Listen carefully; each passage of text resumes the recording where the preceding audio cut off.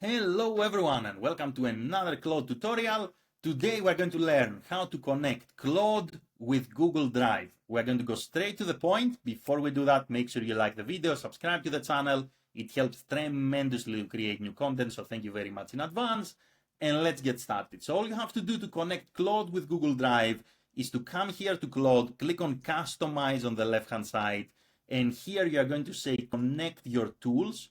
Here in this list, you are going to use the search bar to look for Google Drive. So this is Google Drive.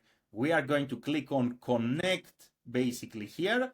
And now the system will prompt you to log in. So you are going to log in to your Google Drive. You are going to allow access to Claude AI.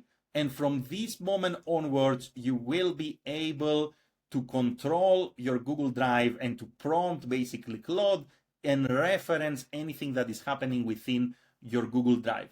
Now, to understand what are the opportunities basically here when you say from Drive or when you basically type a prompt that refers to your Google Drive, we can go back to Customize.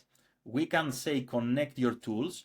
If you come here to Google Drive and you click on it, you can see here Tools, and here we have Drive Search and Drive Fetch, which means that you can prompt Claude to search specific files and specific documents that are stored in your Google Drive, or you can prompt Claude to fetch information or specific files straight into your AI interface.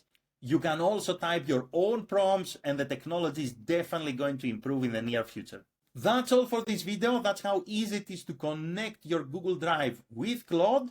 Thank you very much for watching. If you have any questions, you can let me know in the comments below. If you want to work with me, there are links in the video description, and have a great day in any time zone. Bye everyone.